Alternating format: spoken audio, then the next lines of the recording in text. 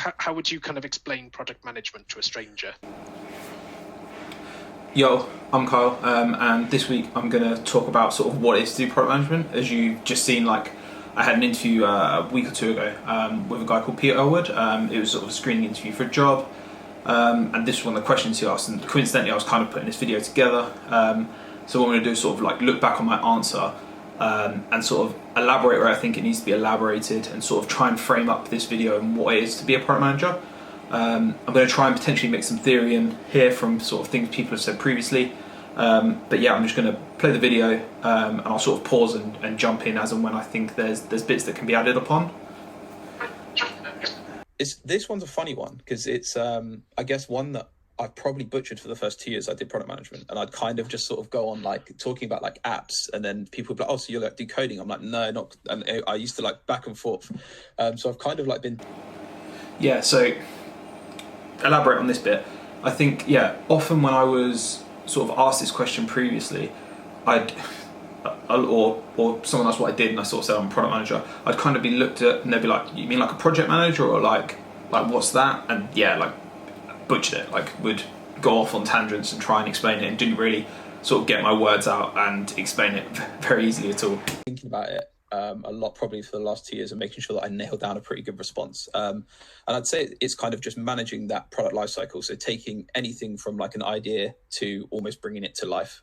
So whether that be digitally with like an app where you come up with this app idea, or even if it's just small features within digital products. So for example, so before I go into this example, I think, yeah, what I mean from like taking it from idea to life is sort of you take that implementation stage, you speak to your customers, you scope it out, you then work with your tech teams to see what's feasible, and you kind of shape something that can be feasibly delivered that will fulfill your customer needs. I think that's a key thing that always needs to be tied back on. There's that push to make sure that you are delivering something that will provide value to the customer. It's pointless creating a product that doesn't take that into account, because at the end of the day in product management, that is number one.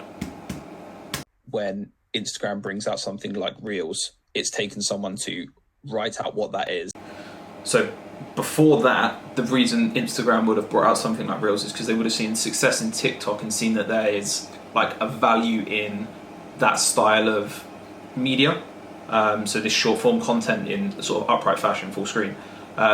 So yeah, that's kind of like what informs sort of the customer expectation of this. I assume they probably also would have spoke to people that were using TikTok, etc. But the kind of key thing is you identify that sort of gap in your product suite, decide how it's going to function, and then work with a load of different teams. So the business, they'll work with customers to see if customers are engaging with it, and then so also they would have worked with their tech teams to work out what was feasible and how they could feasibly deliver this. I think that's something that I missed out when I was having this interview, and it's something that I'd have liked to have touched upon more. Obviously, in product management, there's this Venn diagram that's kind of almost been done to death, but everyone kind of knows about what it is, where you've got like the business, you've got the UX, which is user experience, so like your customer, and then you've got your tech team at the bottom. And as a product manager, you kind of sit right in the middle of that, where they all sort of overlap.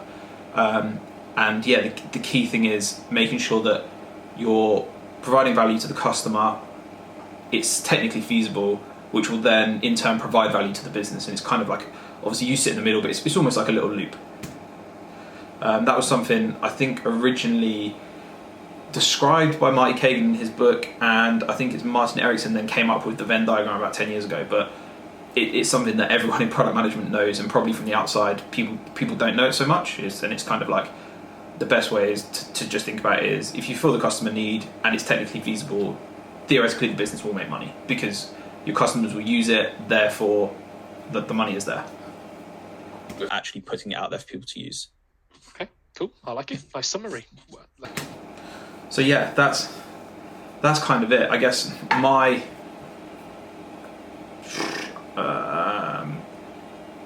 short form in a nutshell, what is product management? Product management is identifying a customer need and meeting it.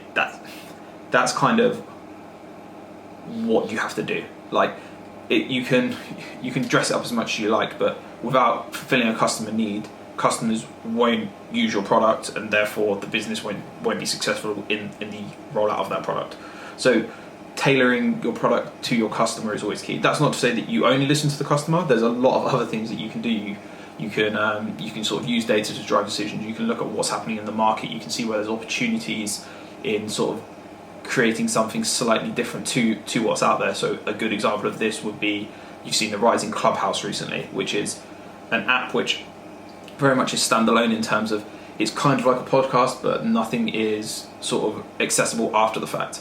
There wasn't anything like this previously. You've got similar apps. You've got something like Stereo, which is this sort of live chat where people can sort of interject and give questions, but they can then be played back, whereas Clubhouse sort of stands alone in this. And you'll have noticed someone like Twitter, who in the past haven't really been massive in terms of development, have started really hopping on the bandwagon of developing things.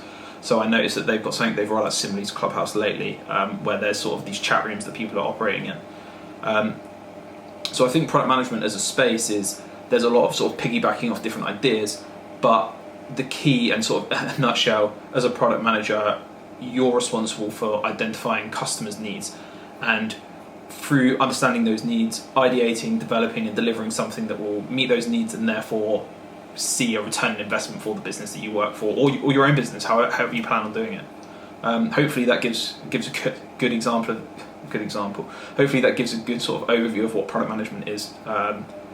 Again, if you think I've not been clear and I've rambled a bit, which I feel like I might have, like ping a comment, ping a question. I'm more than happy to try and sort of develop this a little bit further. Cheers.